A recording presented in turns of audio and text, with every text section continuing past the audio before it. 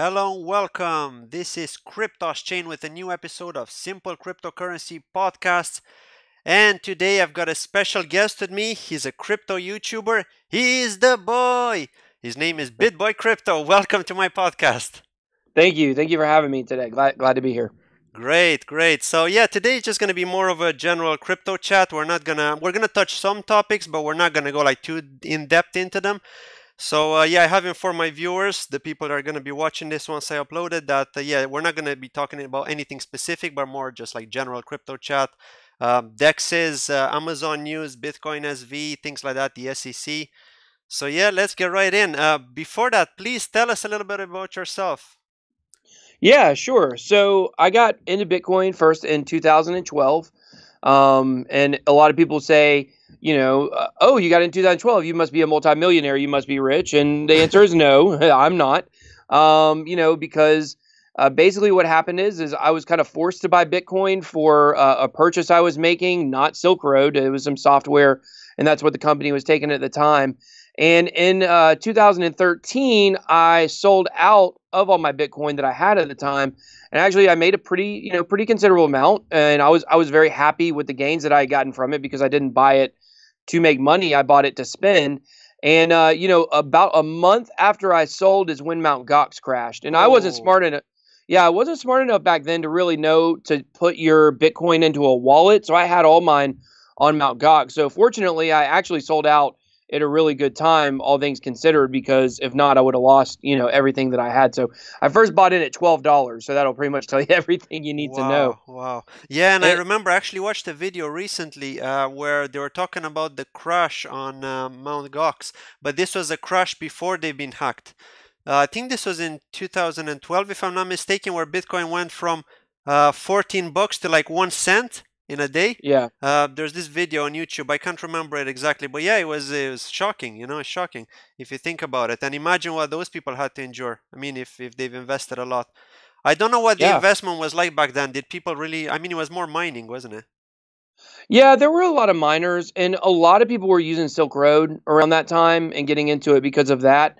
The guy that I was buying a certain software from, it was violating the terms of services of Craigslist is what it was. It was an auto poster.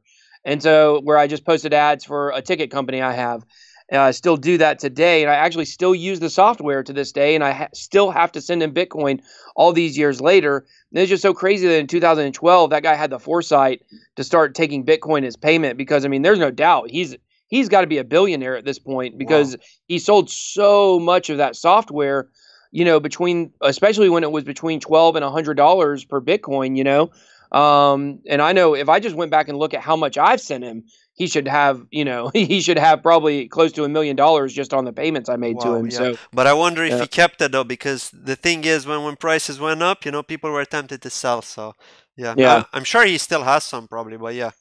Well, he's still receiving payments today on it. So he's been receiving, he's been receiving payments for 6 years now, in Bitcoin. So that guy's doing very, very, very well for himself. I can guarantee it. So even if he never sold the top, he's still doing fine. So yeah, definitely. And what about Ethereum? How was it back then? Was it just considered like a pump and dump, or didn't even exist? Well, here's the thing. Ethereum, I think Vitalik Buterin wrote the plan for it in 2014 when he was 19, I think. So that was a little bit after I had already sold out. And so kind of my story with crypto is one of just regret and looking back and wishing I had done things better or stayed more involved because I didn't really start getting back into. Now, I had bought Bitcoin at different times. I've always stayed very interested in the Bitcoin price. But as far as the other altcoins and stuff like that, I guess because of when I came into crypto, all the altcoins were such a joke. Like Feathercoin was a big one at that time. I think Peercoin. All these coins were they had the most ridiculous names. And now, I guess fast forwarding, we could say a lot of these also have ridiculous names. But back then it was like the altcoins were a joke, And so because of that, I never really paid attention to them other than just, knowing what was on Coinbase and things like that. So really last year is when I first started getting really interested in altcoins. Kind of over the summer, started kind of looking at what was out there and watching Ethereum and how Litecoin had done on Coinbase and things like that. So really, I have a vast history with Bitcoin, but with the altcoins, I'm really about as, other than knowing the names of the older ones and remembering them, I'm really about as new to altcoins as, most of the people that are interested in crypto now. So Yeah, yeah. No, that's the reason why they called them shitcoins, I guess. That's where they yeah, got the name from. I mean, they were pretty much worthless back then. And yeah, I mean, look at Dash, for example, with masternodes. Like, who would have thought that Dash starting from like what, $1 or even less than $1 back in 2016, if I'm not mistaken, yeah. and it just went skyrocket. At the end of last year, it was $1,500. So yeah, Yeah, it's Dash has got a little bit of a sketchy beginning though. I don't know if you know a little bit about their history, but no, no, yeah, there's Dash is something I've talked about on my channel a little bit and was in favor of it, and then I really started looking kind of into how it was formed, and there's like a lot of really fishy stuff around the nodes in the very beginning and the founder, and it's not that I don't FUD Dash, so I don't talk about it a lot on the channel, but for anybody listening who is interested in Dash, go look up the history of how it started. It's a little sketchy. And so the fact that we do have coins like Dash that started with sketchy beginnings, and really even if you look at Tron starting with sketchy beginnings in terms of having the white paper plagiarized, we've kind of moved far enough away from the beginnings of some of these coins to where they may certainly have started as crappy projects and under, suspicious activities. However, right now they're building and they're progressing, and they actually, a lot of those I think will still have a future even if they started out in a little bit of a scandalous way. yeah, I agree, I agree. And what do you think about masternodes? I mean, do Oh, you run a masternode yourself? I mean, what do you think about them? I do not. I do not run a master node. I think I think right now where the market is, I think it's a good time to set one up and start accumulating on some lower cap projects and things like that. But for me personally, like I only have so much bandwidth, So I make 2 videos every single day, Monday through Friday, unless I'm out of town or have something, it's a holiday. Always make a video on Saturday and Sunday. So I'm doing at least usually 12 videos per week.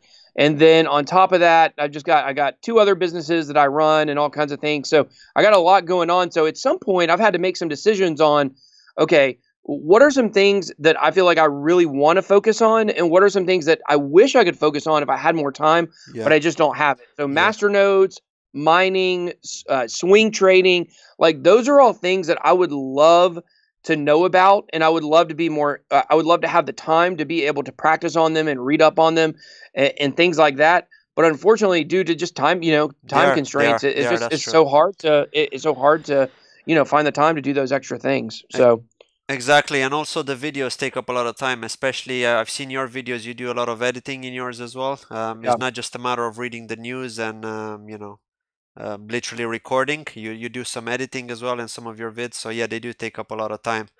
And yeah, I was gonna say with masternodes, you can actually rent out a virtual private server. So what you do is you rent out the bandwidth, the space on the server, a fixed IP address like a static IP, and you literally deploy the masternode on there, which runs 24/7. So you don't actually need to worry about it yourself. You don't need to keep your PC turned on for 24 hours. You know what I mean? right. You're basically running it on the server. So you just log into the server from time to time to check that everything's okay. So that's the cool thing about masternodes, and that's why I'm more bullish on them over mining, and I'm thinking of setting one up actually early next year. But with mining, the advantage is obviously that you can switch from coin to coin. So if something happens to the project Right. that you're mining, you can just simply mine something else. Whereas with masternodes, you're pretty much caught in the middle, and you do have to stake a certain number of coins, usually a really large amount, and Yep. that's the risk. That's the risk you take.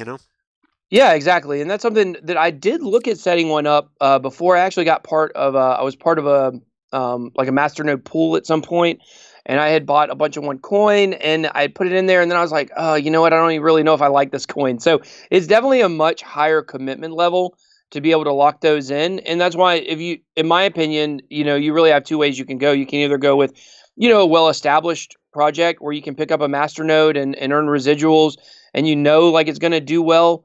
But of course, it's going to probably cost you more to get into that, or either you can just try to find some really low cap ones Yeah, that yeah, you can invest in. And if you put $500 in one, or how between 500 and $1,000 in one, then eventually, if it does well, you can get good returns on it. And then exactly. if it's not enough, to cripple you. That may be enough to cripple some people. I understand people are in different Of course, financial of course. positions, but I think most people who are interested in crypto, they could probably, if they lost $500, it wouldn't be the end of the world for them. Exactly, So, exactly. No, that's very true. Okay, let's get into Amazon. So I'm sure you've heard the news about AWS, mhm. Amazon Web Services. So they want to go to their own blockchain. They have mentioned Hyperledger Fabric or Ethereum. Now, actually, I got into crypto in 2017, and before I got into crypto around September 2017.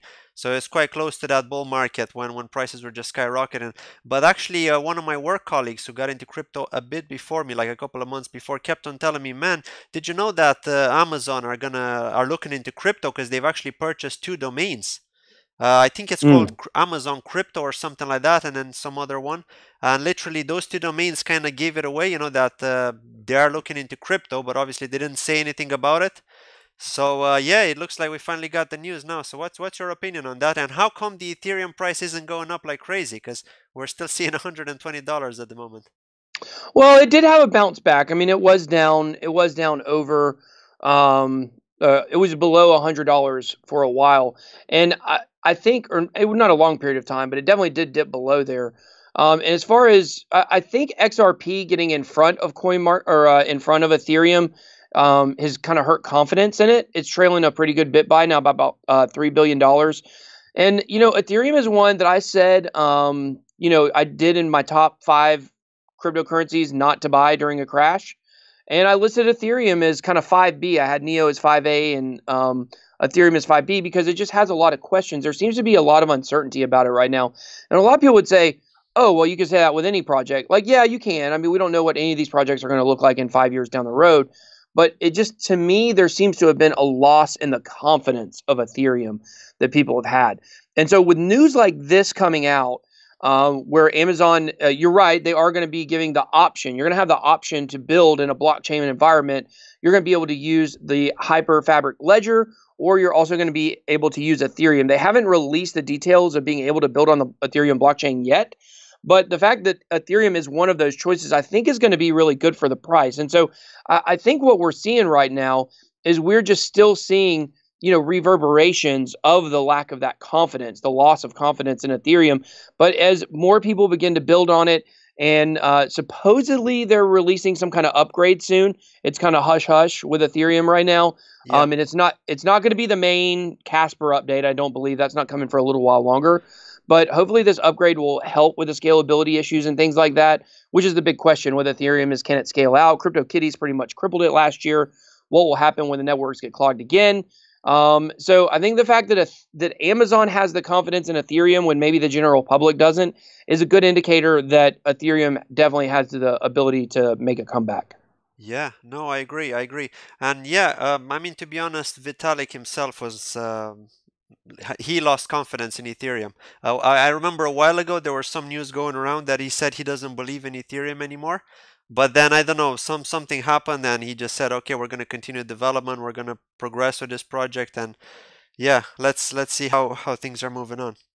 Yeah, well, he said that he did not think that just in crypto in general we would see 1000x gains anymore, and I think that really kind of hurt a lot of people in the Ethereum community. And then he also said that he didn't think it was good for Ethereum to have a figurehead, and so he basically was implying that eventually he might walk away from Ethereum. Yeah, And I think that those two things, if you look back at when Ethereum started tanking, and by tanking I mean in Satoshi value, because obviously everything in the market is tanked, but Ethereum has gone from being 10% of Bitcoin to less than 3%, around 2.5% of Bitcoin. So, that's true.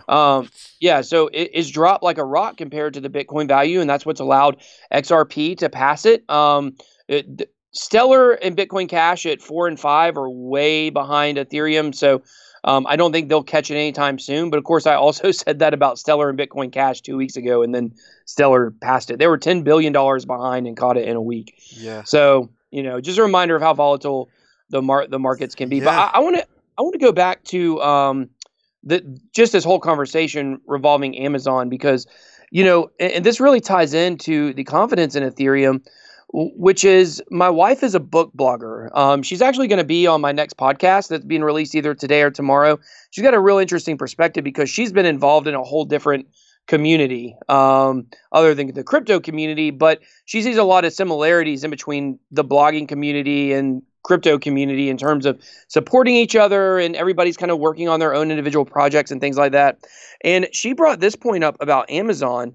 Since she's a book blogger, she said, she remembers when Amazon first added the self-publish feature for the Kindle and for, just for Amazon in general to be able to sell books. And at the time, everybody killed him over it. They said, there will be no way that people will be able to self-publish books on Amazon and be successful doing it. And now that's one of their biggest niches is self-published authors. And so they had the foresight back then with that to say, even though people don't have confidence in the self-publishing thing, we think we can make this work. And so it's not just that Amazon is saying, oh, we think, building on Ethereum will be nice, we're going to add it. What they're saying is, no matter what other people say about it, we think Ethereum is a good blockchain and we are willing to build on it and allow people to build on it and create an environment where it is one of the two main focuses. Yeah. And what is that going to say to other companies?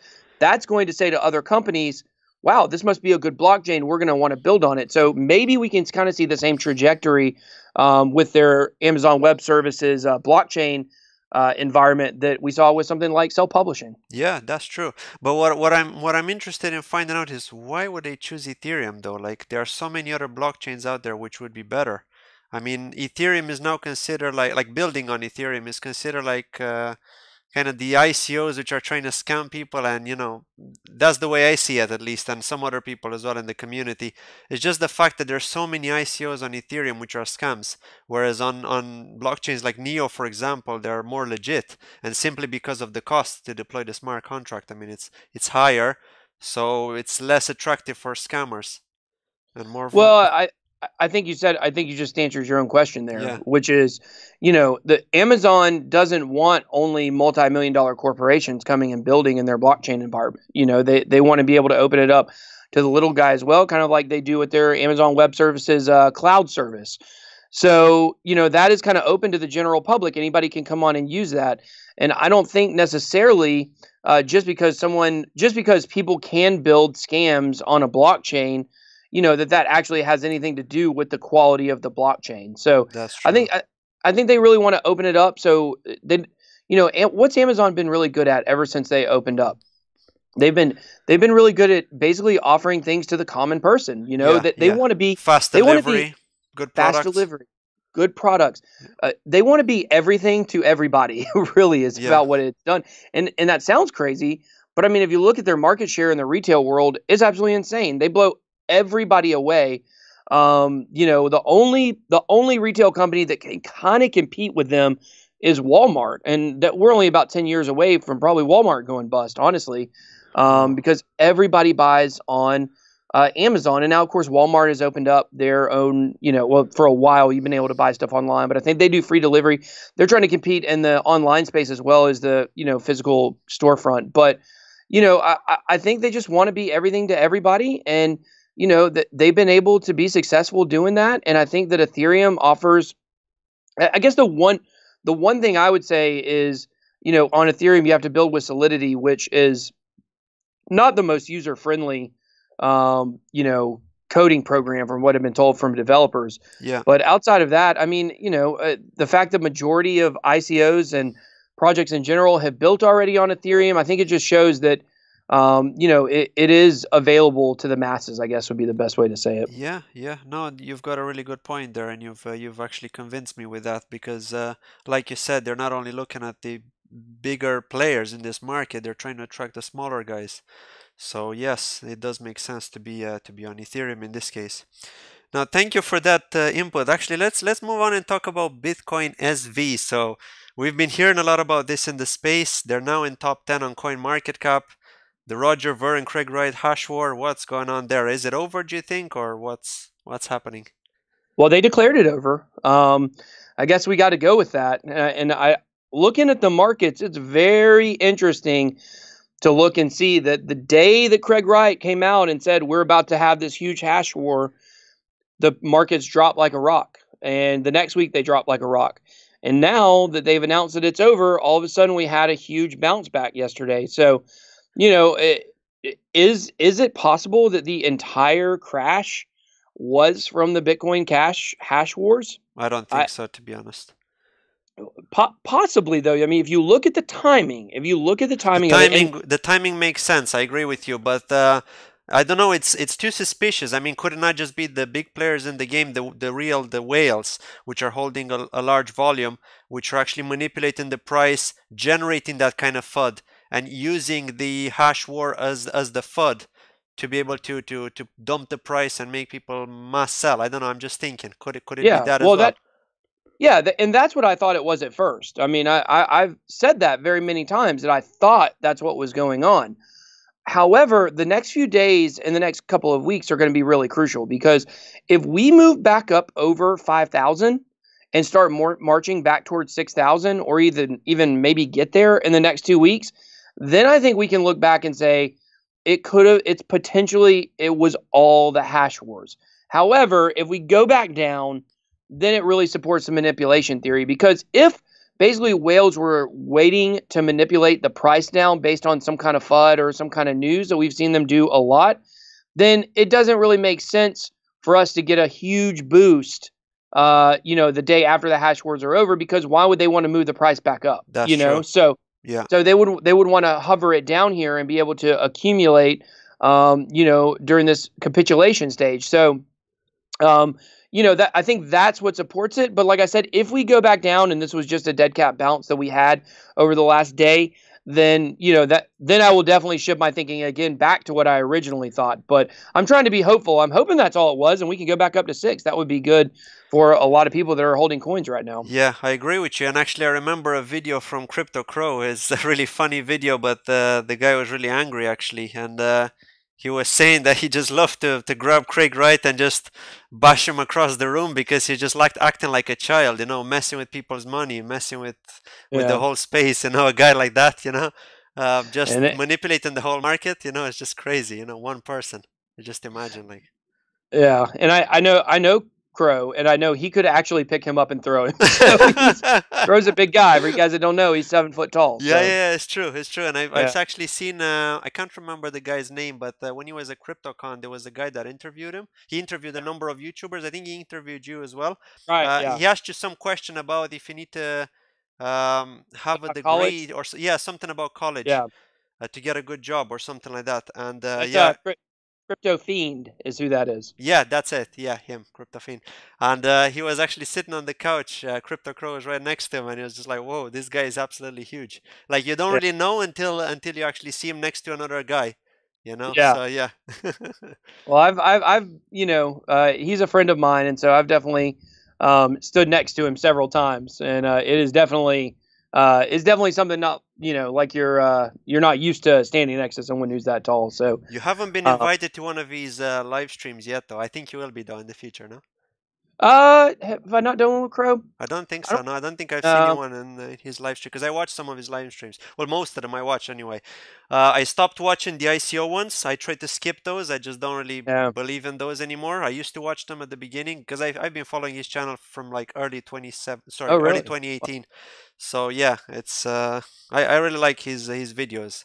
And even the ones where he doesn't talk about crypto and he just starts talking about life in general and how he used to be in the mortgage industry and all that. Like, I enjoy those kind of videos as well. The more life talk as well.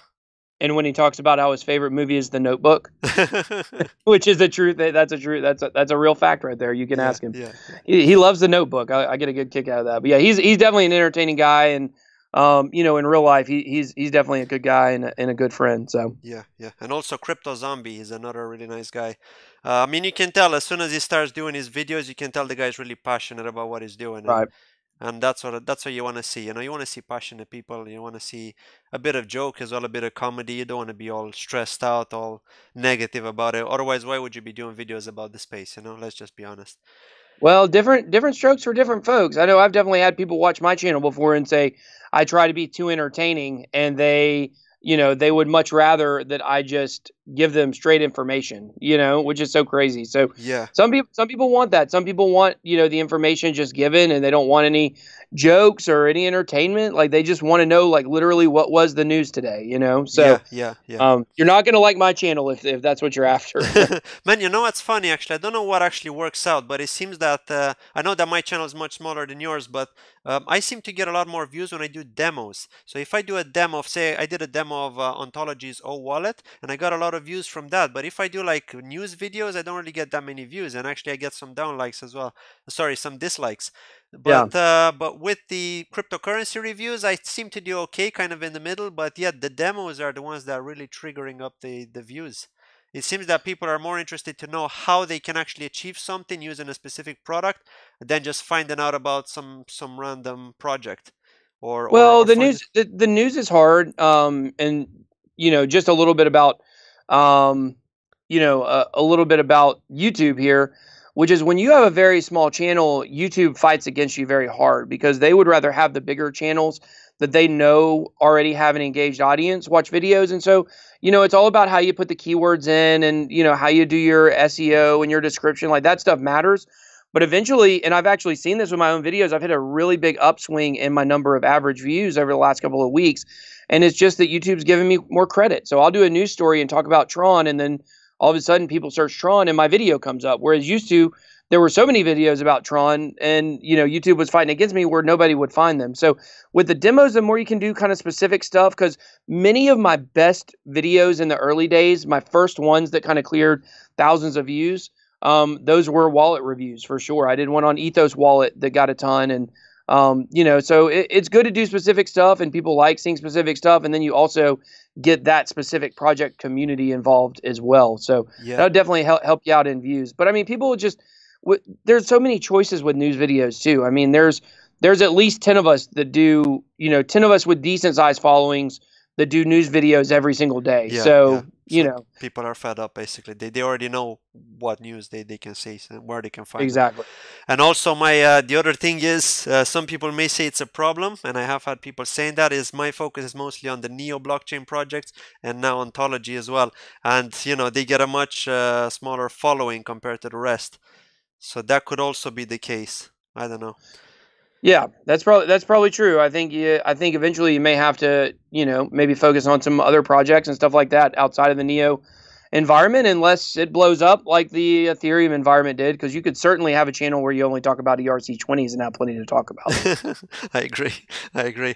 Right, thank you for that. Now let's move on and talk about DEXes. So what do you think about DEXes? We've got Waves, which has been doing really well. I mean, the dollar price now is more or less $1 something. It did go up to like $3 or $4, I believe, at some point. They do have the fiat gateway as well. You can connect with your wallet, obviously, because it's a decentralized exchange. You can trade ERC20 tokens on there. What do you think about them? Also, we've got IDEX, but the volume is really, really low compared to a centralized exchange. And a lot of the traders that we talk to, they just stay away from them. They just say, we don't want to go on decentralized exchanges because it just takes a long time for an order to fill. And also, when you don't have a stable token, that's also a bit of a problem because you've nowhere to move to. You're pretty much stuck. So what's your opinion on that? Well, I mean, it doesn't, on your last point there, it doesn't even matter if they do have a stable coin or not on a decentralized exchange, because the order still has to get filled, which defeats the purpose of moving over to a stable coin if there's like a crisis going on with a project. Like, I was talking about on a video the other day, I believe, when I was on my stable coin, Complete Idiot's Guide to Crypto video, when I was getting ready to go on a trip. I was driving back from Florida, and Binance went down right before I left for the trip, and I knew that the Bitcoin price was going to be dropping because there was a bug. There was an internal bug that they had, and it was bad news for Binance. And when Binance, the biggest exchange, has bad news, guess what? That's bad for crypto in general. So yeah, because of that, I decided to jump over to Tether, which I didn't know all the bad things about Tether at the time that I know now, but I decided to jump over to Tether. And, if I were to do that on a decentralized exchange and everyone was wanting to jump over to a stable coin, it might take forever for that to get filled. And when that order is trying to get filled, you could lose a lot of money in the meantime. But I think that that's really the problem with decentralized exchanges right now, is that exact situation I just talked about. But over every trade, that's the problem. You may want to get into a project. You might go to CoinMarketCap. You might find a low cap gem that who knows, maybe you got some inside info on it. Like, something big's about to happen with this project. And so you go on CoinMarketCap and you look up the markets that it's on, and you see, oh, cool, it's on these exchanges. Well, then you go to all three of the exchanges that it's listed on, and they're all decentralized exchanges, and the volume is so low. You've got this great project you can pick up. It's right there sitting in front of you, and you can't get it because the volume is too low. And that's a very, very frustrating thing. I know I've been through that for sure. With a project I liked, I could not buy it. I wanted to buy it so bad, and I couldn't because I couldn't get the order filled at the amount that I wanted to get it filled. And even if I tried a much lower amount, I couldn't have gotten it filled. And one interesting question, because talking about decentralized exchanges, I have had a podcast with Switcho's Chief Commercial Officer, Jack Yu. Switcho is also a decentralized exchange. They're the first one on Neo. I'm pretty sure you probably heard about them. Yeah, so I had a podcast with them, and one of the questions I didn't actually ask was what happens in terms of volume with a stable token if it gets listed, because we know that Tether has a lot of volume, right, on Binance. So you know that you're going to be more or less paying the dollar, But Right. what about on a decentralized exchange with not so much volume? I mean, how much volume can they actually pump into that stable token to make sure the dollar equivalent remains and that it's still paired at the dollar? And that's a great question. And I think that I don't have the answer to it. I think that that's another reason why it's going to be really difficult for these decentralized exchanges to really make it. We look at what just happened with, what was the one that I think it was Ether Delta that Yeah, just got hit by the SEC yeah. with a $350,000 fine. And so a lot of these decentralized exchanges, they thought they were safe because they were decentralized. And now they're finding out that that's not the case. And if you're the CEO of this company, of these decentralized exchange, or you're the founder, would probably be the better word, that you could be liable. That's going to make probably more people not want to be interested in doing it. And with these decentralized exchanges, I don't see what happened with Charlie Shrem and BitInstant happening to them, because Charlie Shrem knew that when he was taking in money, like they have on record, he got a text from somebody saying that, like, I'm going to use this money for something I shouldn't be using it for. But with decentralized exchanges and all this money running through it, if there were ever a hint that a founder knew that someone was, using money for money laundering or for, selling drugs, or even an assassination, as crazy as that sounds, Yeah. like, the founder could go to prison over that. Like, No, that's true. we already saw that with Silk Road. So just because it's decentralized doesn't mean that they're safe. And so I just think there's so many downsides to them right now.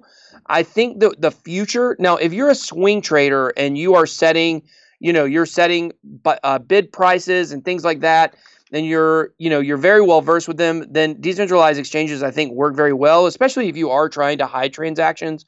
But the thing about the future of decentralized exchanges is going to be when Binance finally comes out with their decentralized exchange. That's when the rubber is going to hit the road, and we're really going to be able to tell whether or not decentralized exchanges are in fact the future. And then with Binance doing it, we're going to see kind of what it takes behind the scenes to launch a successful one that's going to have the volume. So, Wow. Yeah, no, that's true. You've got really good points. And come to think of it, because the SEC did announce that they're going to go after the CEO because somebody does create that decentralized exchange. This issue happened with Aphelion. I don't know if you know Aphelion, the second decentralized yeah. exchange on Neo. Disabled all trading. The price absolutely plummeted from like 7 cents to like a seventh of a cent. And and basically the CEO just said, look, this is what happened with Ether Delta. We're concerned. We're just going to step away from it right now and let things cool off and see what the SEC are going to do. And that's it. But what I don't understand is, why would they disable trading if they're registered in St. Kitts, which is a small island in the Pacific? And you've got, I don't know, you've got the company is actually based in Barcelona, Spain, but they're registered in St. Kitts, so they don't have anything to do with the United States. So why would they disable it just because of the SEC? This is what I don't understand. Why can't they just prevent people in the United States from using the decentralized exchange? Well, it's too late at this point, and that may be what they're trying to do. It's too late because there's already people people from the United States that have ran, who knows, maybe millions of dollars through there. And the SEC has already said that when it comes to decentralized exchanges, that the founder is going to be responsible. And if you've had residents from the United States trade on your site, they don't care where you are, they will come after you. Right. And I don't even know what that means. I don't even know how they can possibly enforce, laws from America on, countries doing business here. I mean, what are they going to do? Send in the FBI to come get you? Exactly. I don't know. Maybe they do. I don't know what they do. Yeah. To me, that's been a question I've had, which is, okay, if you're doing an ICO and the SEC is saying they're coming after you, but you're in a different country, I don't really understand how the SEC and the United States government can kind of reach into those other countries without the cooperation of the leadership of those countries. But apparently they can. So. Right. Yeah, and this is the thing, because I don't know if you know, they've had a bit of an issue because they listed NEX, which is the security token of the Neon exchange, which is developed by the city of Zion, and these guys are registered as a security in a small country called Liechtenstein in Europe. And basically, they were saying that they shouldn't have listed them. They shouldn't have listed. Obviously, the city of Zion didn't say anything about it. But then we've heard from another project called Thor, which are also an NEP5 token on the Neo blockchain. These guys are in the US, and they wanted to apply for regulation to be regulated and to have like a regulator approval so that they can be how can I say, taken into consideration by the SEC so that they won't get any sort of fine, right? They will be paying their fees and all that sort of stuff. Right. And basically Thor got absolutely annoyed with Affiliate for them listing them for trading.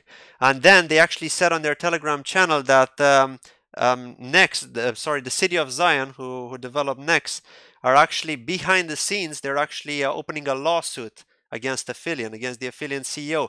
So Wow. Does that have anything to do with it? I don't know, but it's very suspicious.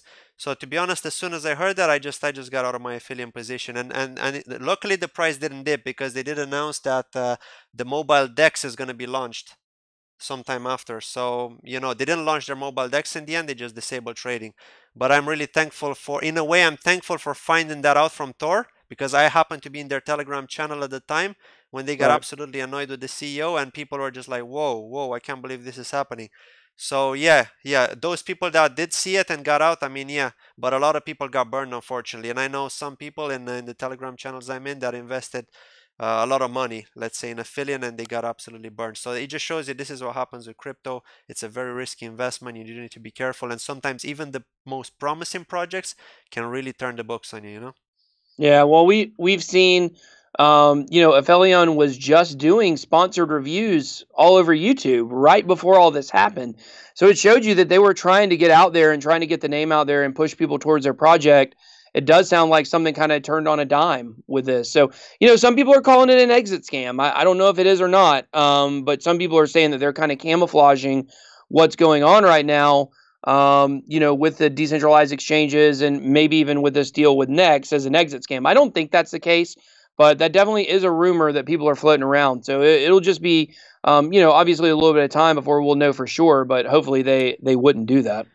Yeah, I don't know. Let's see. I mean, I'm sure we're going to hear more information as the space is maturing and, the SEC come up with something, and we'll find out exactly what's going to happen. But yeah, it is what it is at the moment. It is a risky situation. Yep. And let's talk a little bit about the SEC actually. So do you think security tokens are the future? Is this why people are so bullish on security tokens? Because come to think of it, we're talking about Nex earlier. So Neon Exchange, they are registered as a security, and a lot of people FOMO'd in. I don't know if that's a good thing, because when you FOMO in a bear market, that can really burn you. But they FOMO'd in and they literally raised the price like crazy. I mean, to be honest, Neon Exchange did have a lottery token sale. So only certain people managed to buy in, and then a lot of people just bought over the counter on Telegram, and then of course on the Affiliate DEX when they listed them. But people just FOMO'd in and the price just skyrocketed, and people are still really bullish on Nex just because they're a security, they're regulated. I mean, what do you think about that? I mean, do you reckon that'll be the future? Well, that's the rumor. That's what people are saying. But honestly, I feel like people have been saying it for about a year now, and we've yet to see the security tokens take off. So, I mean, obviously with security tokens, there is less risk.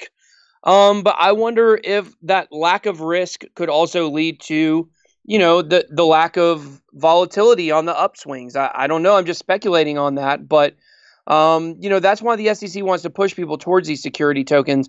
But I'm of the personal opinion that security tokens are still actually a ways off from taking off. I don't think they'll even take off next year. I think it'll be closer to 2020 when those get bigger. Yeah. Like I said, I heard at the end of last year that security tokens were the future this year, and they haven't done anything. I mean, Yeah. Polymath has not taken off. Like people, and Polymath is basically a platform that's going to launch security tokens. Yeah. So if it's not taken off, then what does that say about the whole security token, environment right now? I just don't think that they're going to be what everybody thinks they're going to be, and I could be way wrong on that. I believe that we are still going to get pounded with ICOs for probably another 2 to 3 years. I think that once the market turns around and people start looking for prospects on, like I'm invested right now in, I was just looking at my portfolio today, and I'm invested in 13 projects right now. The vast, almost half of it is Bitcoin, but I've got my other money spread out among 12 other projects. And, if the market turns around and all of a sudden, I'm able to double or triple my portfolio value, which won't be very hard at this point to Yeah. do on a bull run, then what am I going to do with those profits? I'm going to look for smaller projects that have a chance during the bull run to really, really, really shoot up. And a lot of times those are ICOs. All of the ICOs are failing right now. Yeah. But when the bull market comes back, guess what? They're all going to start succeeding again. So I think we are going to have another at least one bull run, maybe 2 to 3 bull runs where ICOs are still going to do very well. And I don't think we've learned anything, honestly. I've learned stuff. You've learned stuff. But the general public that is not invested in cryptocurrency, that maybe is only invested in terms of like a dollar investment. Like I've invested my whole life into cryptocurrency, and I'm in Wow. it every day. I'm in it every day. I'm on crypto Twitter every day. I'm on Instagram. I'm doing YouTube. Like I've got a pretty good sense of the pulse of cryptocurrency. So I don't think I'm going to make the same mistakes that I made last time. However, about 90% of people at least are going to. So we're going to go through the whole thing again. We're going to go through ICOs getting pumped up again. We're going to go through with scams again. We're going to have more BitConnects.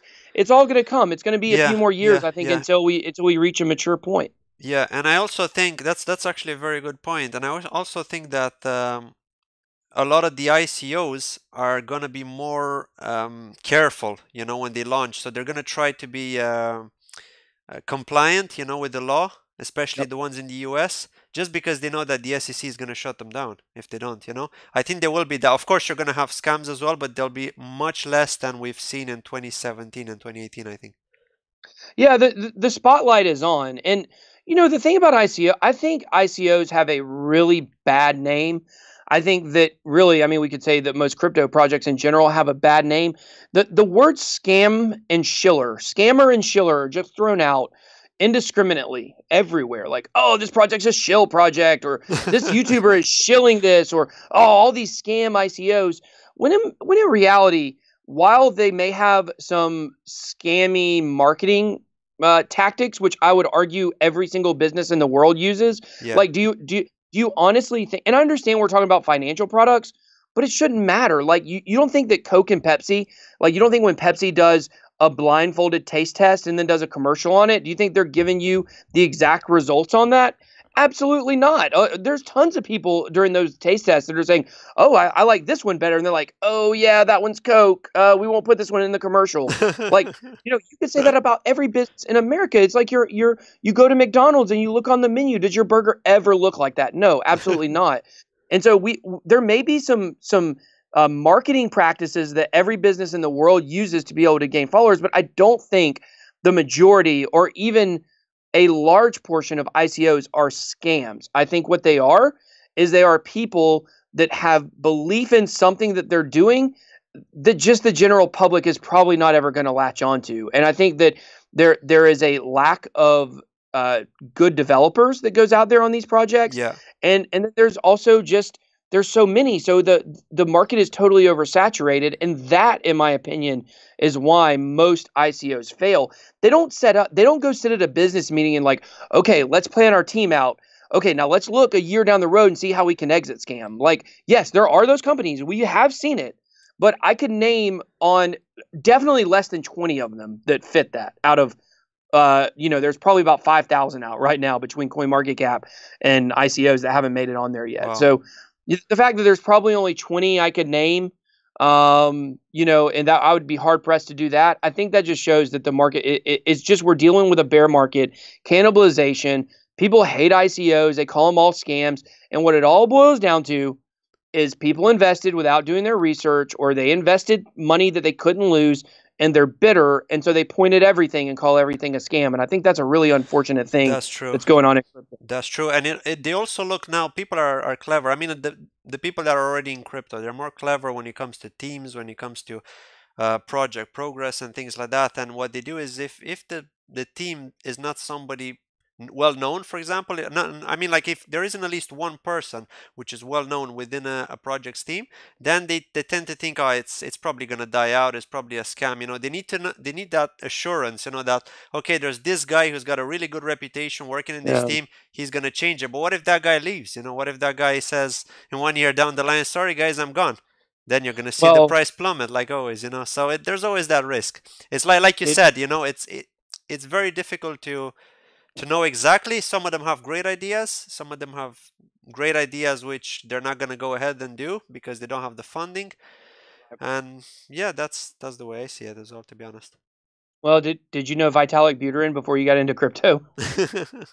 You know what I mean? Like, there's another Vitalik Buterin out there who's working on a project right now. Very true. And you pull up that team and you look at it and you say, oh, this is a bunch of nobodies. Like, I don't know if you've looked at these crypto teams, but a lot of these projects have CEOs, founders that are in their early 20s that we've never even heard of. And those are some of the brightest minds out there that have grown up with technology and have grown up, not necessarily wanting to be in crypto, but wanting to be in computer programming and things like that. And, it's funny, like what they would teach in a computer programming class today, a freshman college course on computer programming. Like, think about the vast difference and breadth of knowledge that you would get in that class than you would have in the best doctorate level computer programming class like 10 years ago. That's true. You get more in a freshman class now than you would get in a doctorate class back then, because we just know so much more and there's been so much more development that's happened. So I say with ICOs, this is what I will tell people with ICOs. I don't really invest in them personally.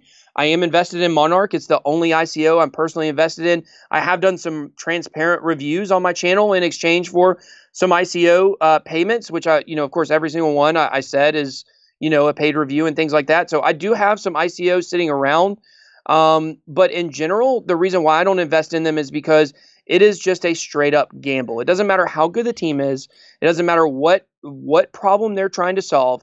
If you're investing in an ICO, you are gambling. And if you want to gamble, that is totally great. That is totally fine with me. Not financial advice. Yeah. But if you want to gamble, then you got to treat it like gambling. You got to treat it like you're betting on the Super Bowl and you got a 50-50 shot to win or lose. And either way, at least you got to play, and that's the way that you have to look at ICOs. And I think when you have that mindset, instead of, I'm entitled to this money back from an investment, then I think that's when we'll probably have, better attitudes towards them out there. But I don't know if we'll ever get there. People who lose money are always, you see it with people who do sports betting, they blame the running back who broke his leg on a play for them losing. Like, how dare you break your leg? Or even fantasy sports, Yeah. So, people are always looking to blame people for their problems. And come to think of young CEOs, I mean, I know that the project is not doing too great now. It's probably going to die out. I don't know, Ethos.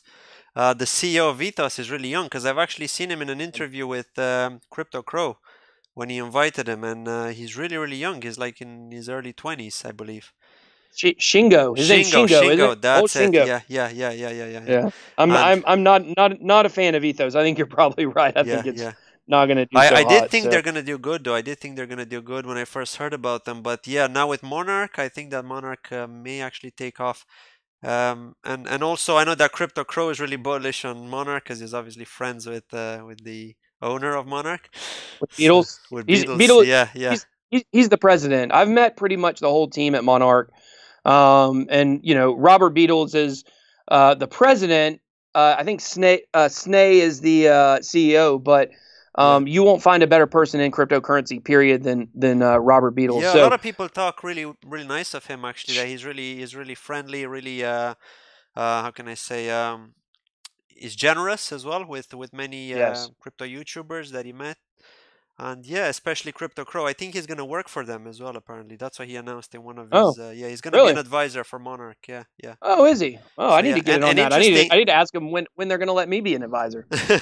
I first heard about Monarch through Crypto Crow, and funnily enough, I think I commented on a Twitter post from Crypto Crow or Robert Beatles, and he followed me since then. I remember he followed me on Twitter, and I was like, wow, the first big person that follows me on Twitter. You know, all the rest of the people were like maybe had 50, 60 followers, but him, he was like somebody, you know, that had a lot of influence in the space.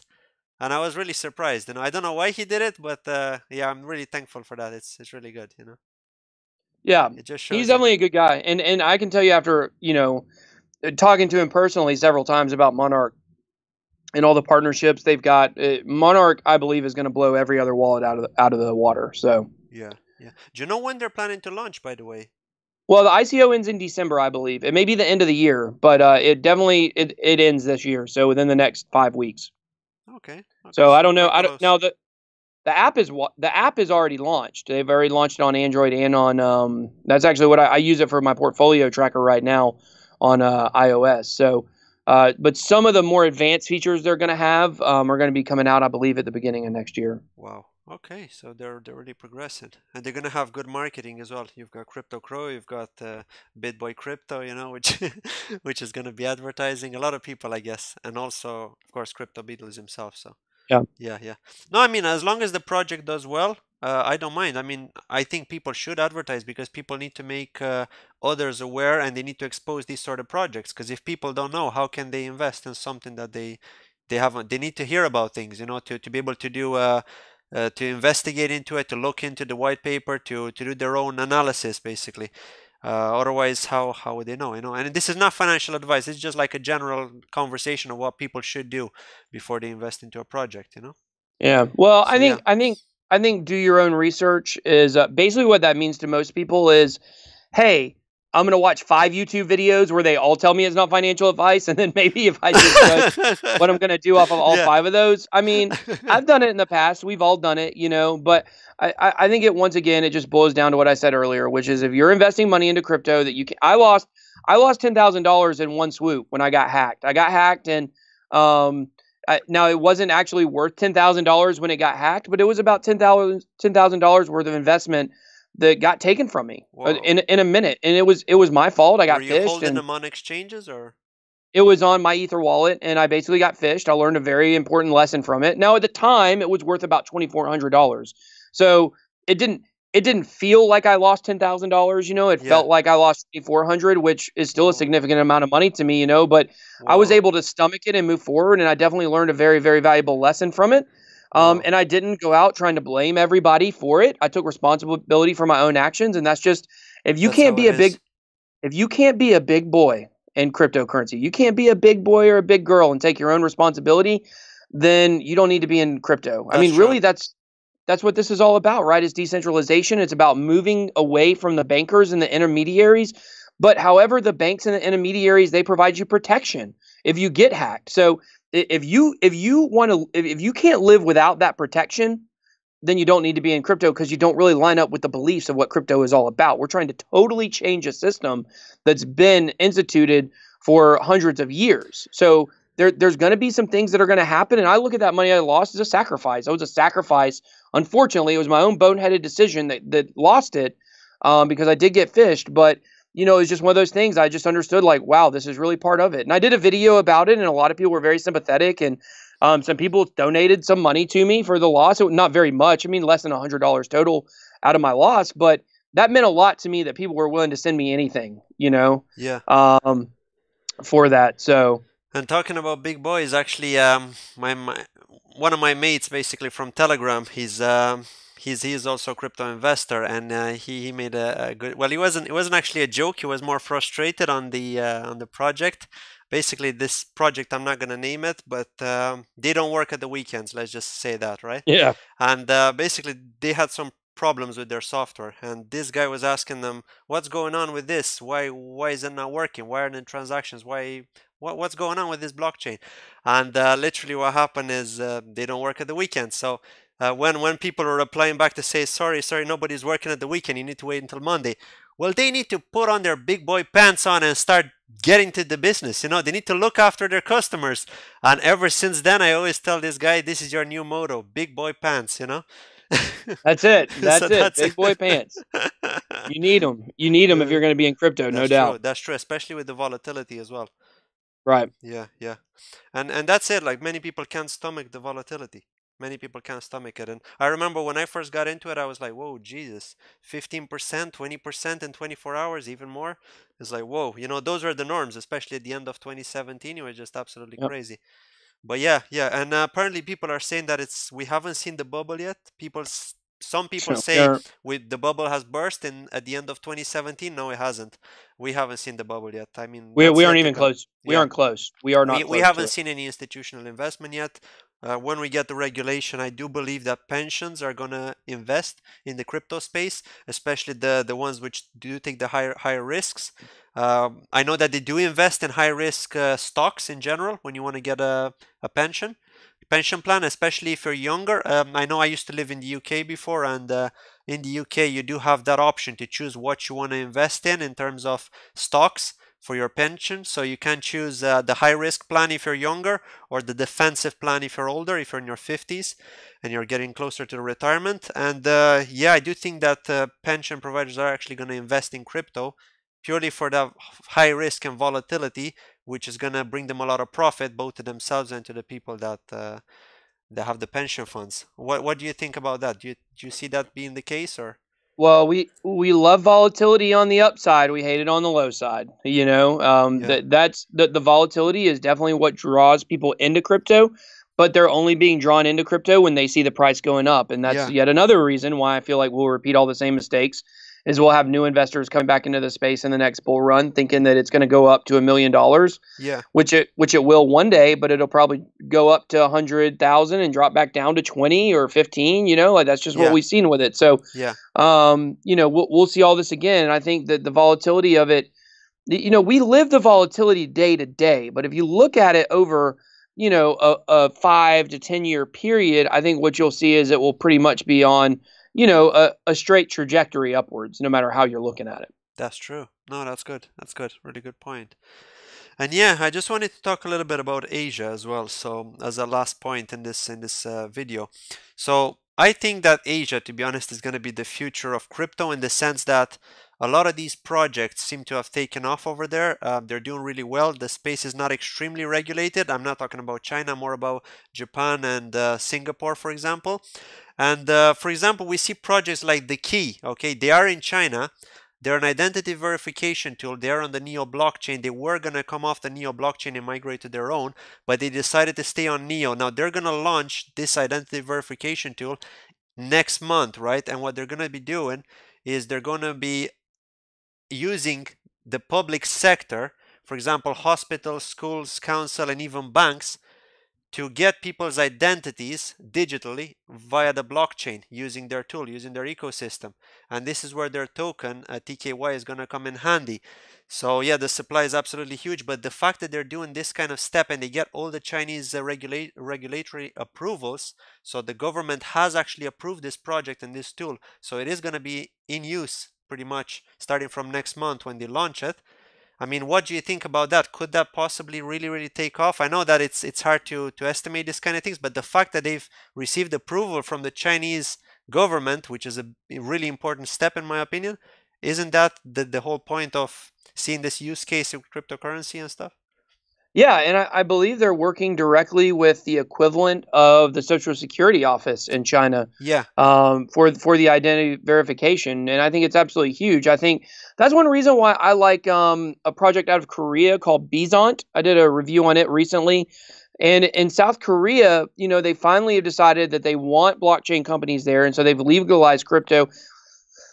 Excuse me, and it's basically creating trying to create a relationship between the governments and the blockchain projects there, in Korea now, because they don't want to lose those businesses to other countries. And so it seems like it's like a perfect storm right now for something like Bizant that is going to be, it's basically like it's a blockchain protocol. They're going to be having content, different content platforms on there. They've also got a wallet that's working with it. They're already working with a company called I can't remember the name of it, Jahima or Jahimu, whatever it is. And I think that the thing that these Asian countries are realizing is that they, especially a country like China, where they want to control their people, they're starting to realize that blockchain is going to get out of control before they know it, and they're no longer going to be able to control people. So they might as well learn as much about it as they can, work with these companies, and try to create some kind of level of control still. And I think that that's what we're going to see in China. I think we're going to see that in other Asian countries as well. I've said, and the thing about the Asian population in that area is so many of those people are so poor. So many are so poor, and they see crypto and they're unbanked. That goes to what crypto is about, right? Yeah. Where you have all these people, you've got these populations that are absolutely out of control on the upside in these countries, and they don't have banks for these people. So because of that, crypto, I think, goes hand in hand with especially Southeastern Asia. And I think that when you have these companies that are working with the governments, I think it's only a matter of time before those ones basically pass a lot of the other projects, because they have that government backing and the government, basically okay to be running their projects, if that makes sense. Yeah, and this is what happened with Neo as well. I mean, I didn't even know about crypto back in May 2017, when Neo was still Ant shares before they rebranded, and it was like 14, 15 cents a token. And when they were announcing that they're going to have this partnership with the government, I believe it was, before they rebranded, the price just went skyrocket. I know that everything else grew, but Neo specifically, if you look, I mean, from 15 cents in April 2017 to $150, $160 in December 20, that's absolutely huge. It's a humongous growth. Yeah, well, and now I've actually heard in the bear market they're going to be rebranding back to Ant shares. No, that's true. Actually, I heard that joke before. You're the second person to mention it. No, but a little internet meme, yeah. but to be honest, I don't really see them going below $6. Let's say the worst. I mean, we've seen what, 680? That was the last dip that we've seen. This was a few days ago. I just think Ontology is going to pass it. That's my opinion on it. Yeah. No, I agree with you. And also about Ontology, they've got this node staking authorization feature. I actually did a demo on that. So just to bring back the fact that demos get more views on my channel, I did a demo on that. And basically what you can do is you can stake your Ontology coins on the node, and you get paid by the node. So the node receives transaction fees, and then they share it with the people that stake on that node. So that's actually pretty cool, because you get a large share of the fees every month, but you do need to stake for one entire round, and one round can be anything from like a day if they've got a lot of transactions on their blockchain, up to like almost a month. So yes, it all depends. But the fact that they did that is really good, because that's attracting people to stake and to not sell. And even in this bear market, it's like, what else is there to do? Just stake and just wait it out and generate Ontology gas. This is just an example, but imagine you have other projects that may do something similar, and these sort of projects which look promising, it's good. Why not do it? That's the way I see it. Yeah, I know. I agree with you for sure. I think, there's just a lot going on in the space in general. And each one of these projects definitely has their own little path that they're going on. And I can definitely say that I like where Ontology is going. Neo, personally, I'm not too hot on where it's going, just because of, the memorandum of understanding between Ontology and Neo and things like that. But, it's an interesting time to be alive and know what crypto is. No, I agree. Sorry, I would just like to talk about one other topic before we end this stream. So, blockchain gaming. What do you think about blockchain gaming? Because I'm seeing Neo, adopting that. I'm seeing Ontology wanting to adopt that. Other projects as well. I mean, what do you think about blockchain gaming? Will it really take off? Well, you really have two types of, blockchain gaming arenas. You have the one which are gaming trinkets and tokens and collectibles placed on the blockchain. which I think that is going to be absolutely huge, where you're able to purchase, like with Wax Token, or I think it's Wax Coin, whichever one it is, you can purchase collectibles with Wax tokens already for a discount, on websites. So I think that's going to be something that's really big. The other thing where we have games, like decentralized games taking off, I think that most people don't understand what a decentralized app is, okay? Most people have this idea that decentralized apps are going to be like apps that you put on your phone, but they're decentralized. Well, we already have those. They're called apps. A decentralized app is basically a website. So if you want to play a decentralized app game on your phone, you would basically have to go to the website. Now, a lot of people probably know you can make a shortcut from a website so you can click on it like it's an app to open it up, but it's not running in the app. It's running on a website. So I think because of that, if you compare what regular games on iOS or Android are offering compared to the fact that you would actually have to physically go to a website to pull up a game, I think that's going to be the big barrier to entry, because people would rather just download an app and play it that way. Especially because, you don't have to have an internet connection. You don't have to have an internet connection to play apps. A lot of them. Some of them do require it. Online games and stuff. Online games, yeah, like for example, multiplayer online role-playing games, MMORPGs. I don't know if you were big into those, but I was pretty big into those. And I did enjoy playing them and growing my character from level 1 to level 100 and doing quests and, doing dungeons and this kind of thing in teams. I think if they could get some kind of game like that on the blockchain, that would be really, really big. Yeah, I agree. I agree with that.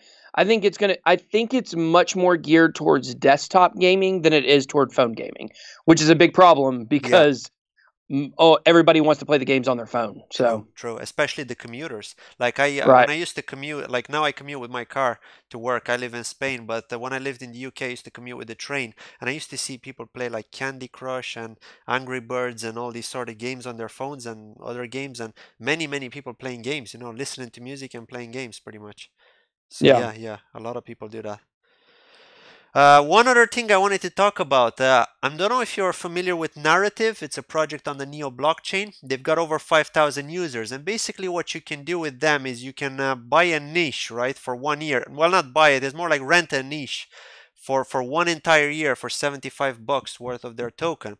And literally, for example, let's say you enjoy, I don't know, sports or I don't know, some crypto, and you want to buy this niche for 1 year. So basically what you do is you own this niche, and then anyone who creates like kind of subreddits, like you have on Reddit, the main Reddit page, and then you have the subreddits. Anyone who creates these sub pages on your niche basically generate income for you in Narrative tokens. Wow. So what do you think about this? I think this idea of this project is actually quite good. It's quite interesting. What is your opinion on that? No, I think that's really great. I think that once again, we're just running into the problem of oversaturation. While there may not be a lot of projects that are doing that exact same thing, there's definitely projects out there that are doing similar things to that. And I think that eventually, that's why when you think of social media, what do you think of? You think of Facebook, you think of Twitter, you think of Instagram, you think of Snapchat. That's pretty much it, right? So we've got, and they all do 4 very different things. And so when you've got hundreds of companies now trying to kind of get into that space and do some kind of, whether it's decentralized social media or decentralized content creation, or whether it's rewarding content creators, there's just so much in this niche right now that it's going to take a lot for the 4 or 5 to rise to the surface that people are going to use every day. Right. So it sounds like a great idea. Love it. I love the idea of having a niche and making money off of it, but will they have the user base to actually make that come to fruition? Will they compete? Will they compete with Reddit, for example? This is the big question. Right. Or even get close enough, even if they won't compete, Yeah, they don't have to be on Reddit's level to be successful. No. The question is how much of the percentage of the Reddit users can they draw, Exactly. No, yeah, that's the big question. It all depends what they have to bring to the table. If they can motivate people they can attract people to their project via certain ways, then I'm sure they will, but it will be quite tricky. Right. Yeah, cool. That's all I wanted to talk about for today. I'd like to thank you very, very much for coming to my podcast and touching a lot of topics, a lot of interesting topics. You gave a lot of insight on different sort of topics. And absolutely amazing. I do hope to see you in a live stream in the future. hopefully on your channel and maybe with other people as well. So yeah, let's keep in touch and do more of these Yeah, for absolutely. the community. Yeah. Well, thank you Yeah. so much for having me on. It's been a fun chat. Thank you very much, big boy. Have a lovely day. Goodbye. Thank you. All right. Thanks. Bye.